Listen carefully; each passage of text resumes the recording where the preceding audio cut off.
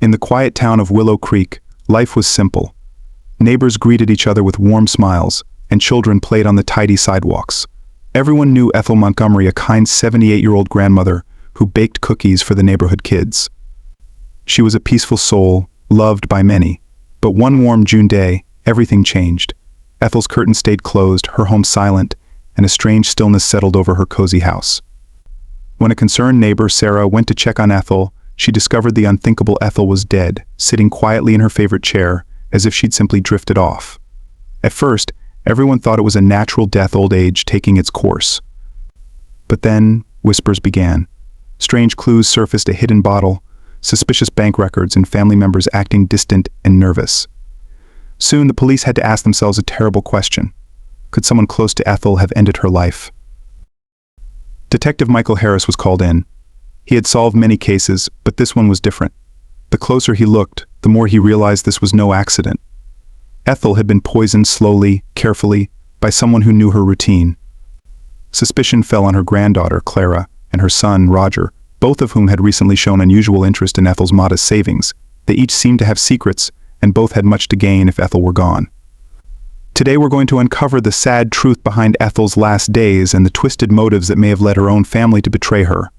Stay with us as we reveal who really poisoned Ethel Montgomery and why.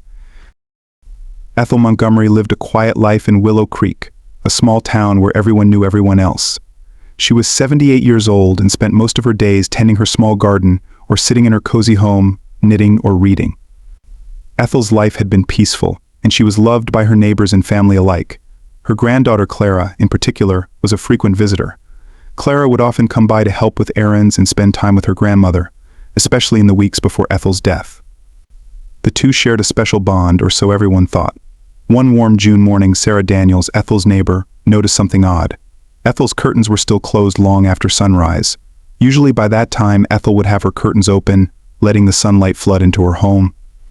Sarah grew concerned as the day went on, and eventually she decided to check on her elderly neighbor. When knocking at the door didn't get any response, Sarah remembered the spare key Ethel kept under a flower pot by the front door. She let herself in, calling out Ethel's name, but there was only silence. Sarah found Ethel sitting in her favorite chair, but something didn't feel right. Ethel looked too still, almost like she had just fallen asleep, but Sarah quickly realized her friend was no longer breathing.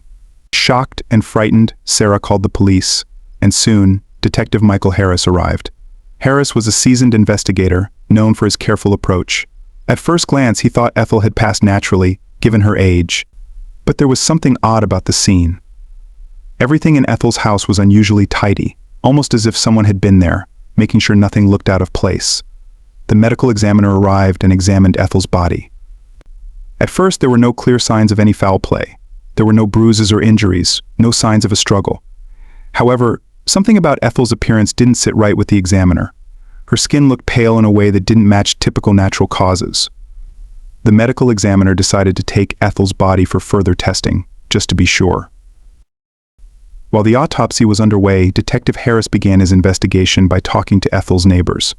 Sarah Daniels, who had found Ethel, described her as cheerful and healthy, despite her age. Another neighbor mentioned that Clara, Ethel's granddaughter, had been visiting more frequently in recent weeks. Clara had always been close to Ethel, helping her around the house and running errands. But this sudden increase in visits struck Harris as curious. Why would Clara be visiting her grandmother so often now? As the detective continued speaking to neighbors and family members, he started piecing together a picture of Ethel's last days. Clara had indeed been struggling financially. She was in debt and had taken out a large loan just a few months prior. Friends and family recalled that she had been asking Ethel for money, though Ethel had only modest savings. This raised a red flag for Harris, who wondered if Clara's financial troubles might have pushed her toward desperate measures. A few days later, the autopsy report came back with shocking news. Ethel had been poisoned. The toxicology results showed traces of digitalis, a drug used to treat heart conditions, in her system. However, in high doses, digitalis can be lethal. This finding turned the case from a possible natural death into a homicide investigation. Someone had given Ethel this drug, and it had slowly poisoned her, causing her heart to fail. With the knowledge that Ethel's death was not an accident, Harris shifted his focus to those closest to her. Clara, with her financial struggles and recent frequent visits, became a primary suspect. The detective began looking more closely at her recent behavior and actions. Harris reviewed Clara's bank records and found suspicious transactions. She had taken out a large loan, but it wasn't clear how she intended to pay it back. Ethel's modest savings wouldn't have been enough to solve Clara's problems, but if Ethel were out of the picture, there was a small inheritance that Clara could potentially claim. Detective Harris brought Clara in for questioning.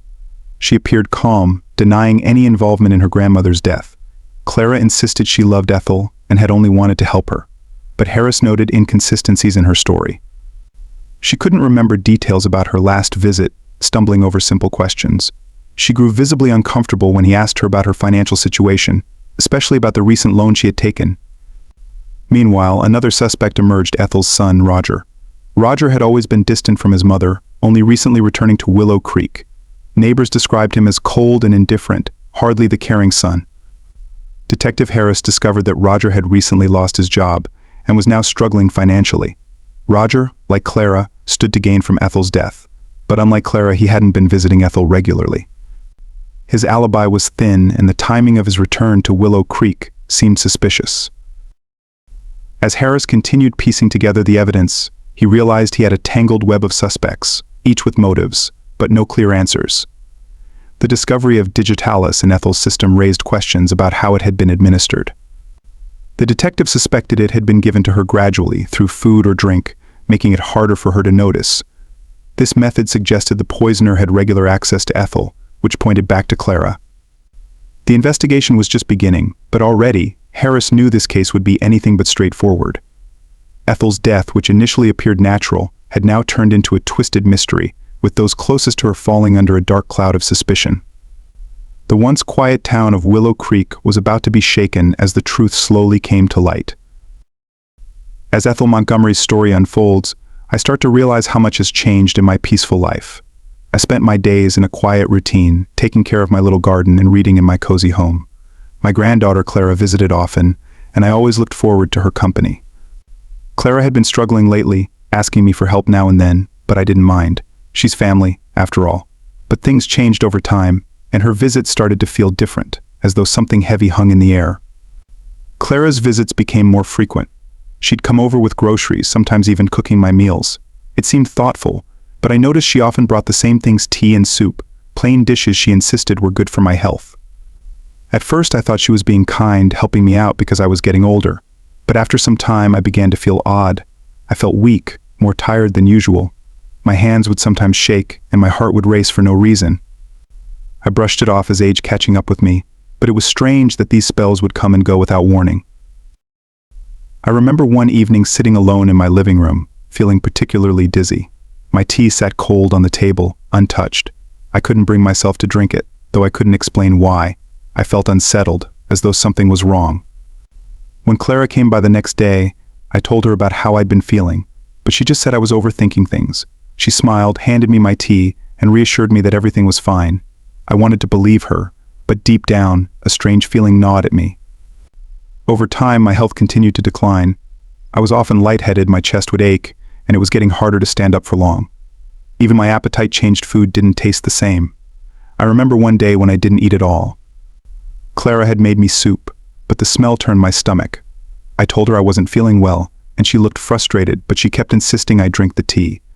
I took a sip to make her happy, but it tasted bitter, unlike any tea I'd ever had before.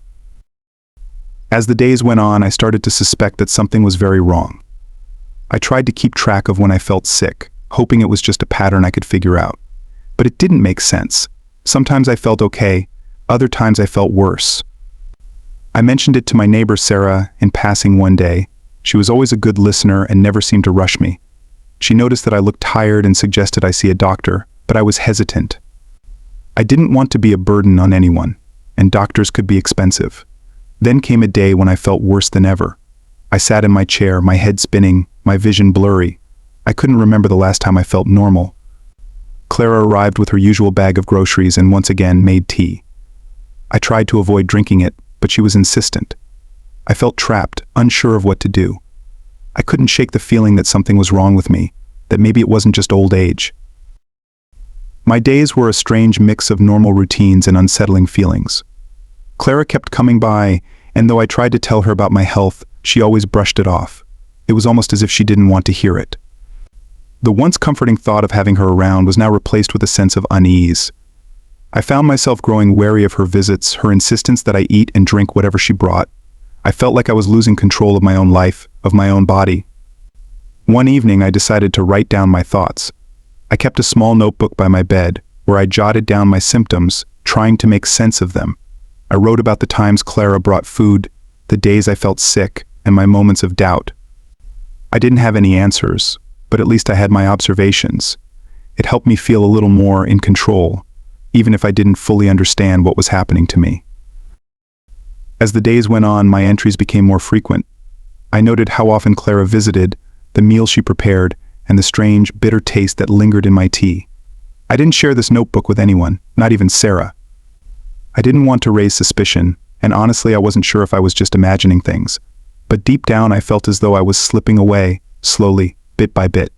It was a quiet kind of fear that kept me from confronting Clara directly. I didn't know how to ask her about these strange feelings, and I didn't want to believe she could mean me harm. But every time she poured a cup of tea or served a bowl of soup, I felt a chill. It was as though each sip I took led me further down a path I didn't want to be on. I didn't know what was happening to me, but I was starting to fear that the granddaughter I loved might be hiding something dark. My suspicions about Clara only grew stronger as the days passed. I was no longer able to ignore the strange taste in the tea she brought me, or the bitter flavor that seemed to cling to certain foods. My body was feeling weaker each day, with my energy fading almost as soon as I got out of bed. It wasn't just tiredness anymore. My hands shook even when I tried to lift a spoon, and my heartbeat felt irregular, sometimes racing for no reason at all. My mind grew clouded, but I couldn't shake the nagging thought that something very wrong was happening to me. There were days I could barely stand. I remember sitting by the window, looking out at my garden, trying to remember the last time I had felt normal. The once bright flowers seemed dull, the colors fading along with my own strength. I wrote down what I could in my little notebook, hoping that by keeping track, I might find a reason for these changes. But all I could think about was Clara's visits, the meals she made, and the tea she insisted I drink every time she came by. One evening I overheard a conversation between Clara and my son Roger. He had come by unexpectedly, something he rarely did. They spoke quietly, but I managed to catch bits of their words through the walls. There was tension between them, a feeling that something heavy lay between their words. Roger seemed concerned, asking Clara why she was spending so much time here. She brushed it off, telling him I needed her, that I was too old to manage on my own. It didn't feel right, as if she was trying to make herself seem indispensable to me. Roger didn't seem convinced, but he didn't press her either. He left shortly after, leaving me alone with Clara. She brought me tea, as usual, but this time I felt a chill go down my spine. I tried to take only a few sips, hoping she wouldn't notice my reluctance. As I set the cup down, my vision blurred, and my head grew heavy. Clara was watching me closely, almost studying my reaction. I realized then that she was waiting, watching for something to happen. My heart raced, but I forced myself to remain calm. I told her I was feeling tired and wanted to rest. She nodded, leaving me in the dim room, the taste of that bitter tea still lingering in my mouth. As I lay down, a deep sense of fear washed over me. I felt trapped, unsure of who to trust or how to find help. It was as though Clara had woven herself into my life in such a way that I couldn't escape her care, even though I was beginning to suspect it was far from genuine. In the following days, my strength continued to fade. I grew weaker, my body betraying me in small, relentless ways. The notebook by my bed became my only solace. Each night, I wrote down what I felt, what I noticed, and even the faint details of what I had overheard between Clara and Roger. I wasn't sure if anyone would ever read these words, but I felt a need to record them, as if this notebook could bear witness to my struggles. Then, one night, as I lay in bed, I heard someone enter my room. I felt a hand touch my shoulder, gentle yet cold. Clara's voice broke the silence, her words a strange mix of concern and detachment. She told me that I needed to rest, that everything would be fine if I just trusted her. But her words felt hollow, empty. I turned away, unable to look at her, feeling more alone than ever. I wanted to believe that Clara was still the granddaughter I had loved, the one I had trusted. But her face held a strange expression, one I had never seen before. She looked at me with an intensity that was both caring and distant, as if she were waiting for something to happen, for something to end. My body was failing, but my mind clung to the small fragments of clarity that remained. I knew that whatever was happening to me wasn't natural. I wasn't just growing old. I was being drained, bit by bit, day by day, and each visit from Clara seemed to take a little more from me. I lay awake at night, struggling to find answers, but the darkness around me offered no comfort. The visits became more routine, her insistence stronger, her care more controlling. I felt as though I were caught in a trap that grew tighter with each passing day. The notebook, my silent witness, became my only confidant, a place where I could pour out my fears, my doubts, and my growing certainty that I was losing myself under Clara's watch. One evening, after Clara had left, I managed to find the strength to speak to Sarah, my neighbor, once again. She noticed how frail I looked, the way my hands trembled as I spoke. I didn't tell her everything, only that I felt different, that I wasn't sure if I could trust Clara's care. Sarah looked worried, and I could see the concern in her eyes. She suggested that I let someone else come and check on me, someone outside the family. But even as she spoke, I felt a strange sense of helplessness. Clara had woven herself so deeply into my life that even asking for help seemed like a betrayal. As the days wore on, I felt my world growing smaller, closing in around me. The notebook was filled with my scattered thoughts, notes on each meal, each strange taste, each lingering feeling of unease. I didn't know how much longer I could keep this up, but I held on to the faint hope that someone, someday, would understand what had happened to me, and why I had felt so alone in my final days. The days seemed to blur together as my health declined. Each time I saw Clara, I grew more certain that she had something to do with my strange illness, but I couldn't bring myself to confront her. Her smile seemed hollow, and her eyes held a look I couldn't quite understand. She would come to my side, bringing tea or a small meal, watching me closely as I drank or ate. I felt a sinking dread every time I took a sip or bite, but I was too weak to resist. It was as though my body no longer belonged to me. I wrote in my notebook each night, recording every feeling, every small symptom. My hands would shake as I wrote, my vision blurring, but I forced myself to keep going. I needed to document these things, even if I didn't fully understand why. Maybe it was hope, the small part of me that believed someone might one day read my words and know that I had suspected something was wrong. One night I lay in bed, my mind racing despite the weakness in my body. I thought back on all the recent changes, all the little things that had felt wrong. Clara's increased visits, her sudden interest in my health, the insistence that I drink her tea. I remembered overhearing her conversation with Roger, her words about how I needed her care, her strange tone that felt cold rather than caring. Piece by piece, I began to see a dark picture forming in my mind. It was painful to consider, but I was no longer sure I could trust Clara at all. I had always trusted her. I had loved her deeply, feeling proud of the woman she had grown into. But now I saw her actions in a different light, and the love I felt was mixed with fear. The warmth I once felt around her had been replaced by a chilling sense that she saw me as an obstacle, a burden she could remove. It was a terrible thought, and I felt the weight of it pressing down on me, making it hard to breathe. On another visit, Clara seemed more focused than usual. She moved around my house with a sense of purpose, tidying things, organizing my belongings. She seemed distracted, her eyes distant. When she made tea that day, I noticed she held the cup a bit too long, almost as if she were deciding something before handing it to me. I took the cup, feeling the familiar bitter taste with each sip. As I set it down, I saw her glance at the cup, watching me carefully. That night, the pain in my chest grew worse. My breathing felt shallow, each breath coming with an ache that seemed to spread through my whole body.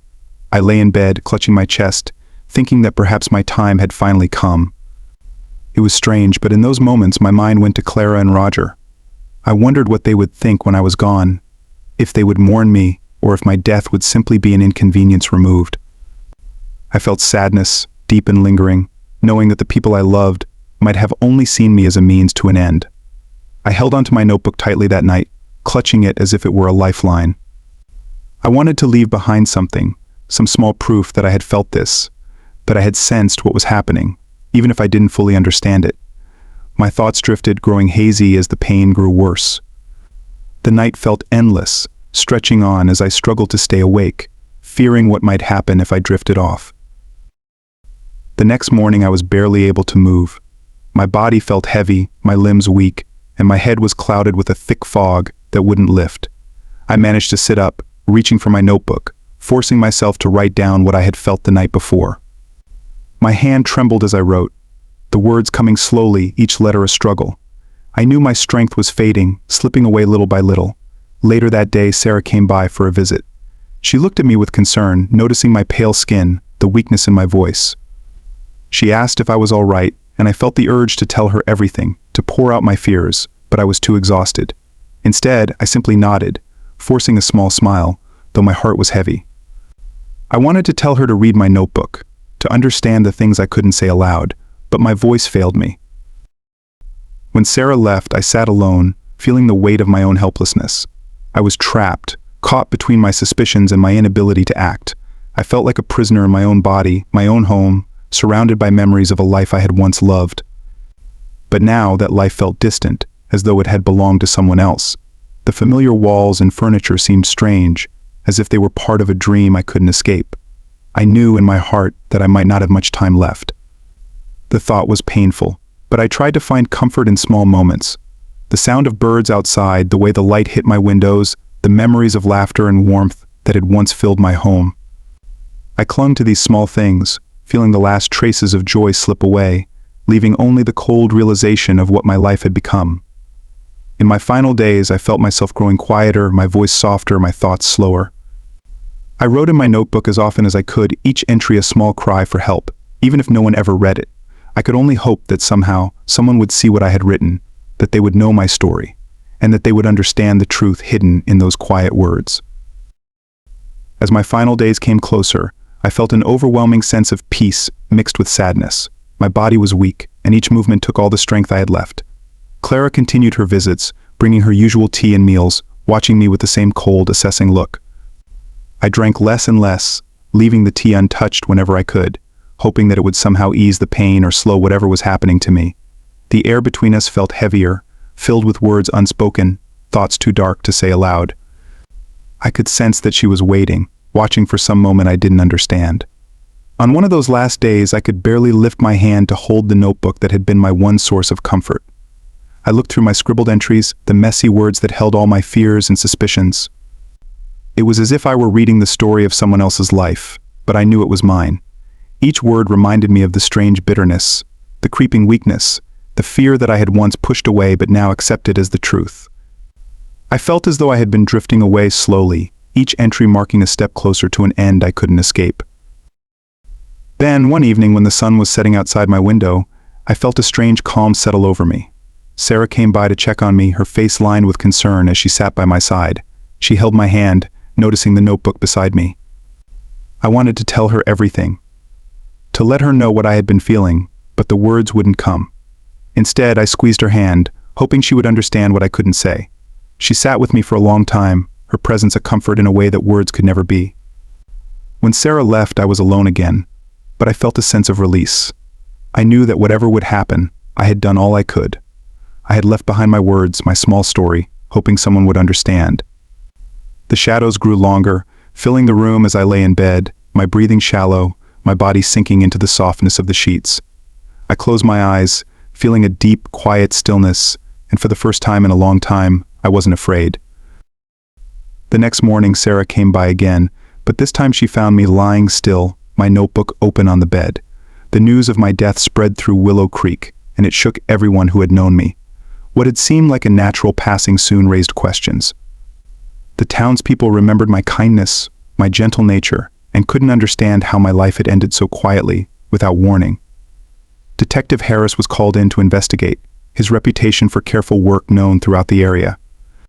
He looked over the scene, noting the strange tidiness of the house, the untouched tea, and the open notebook filled with scattered notes.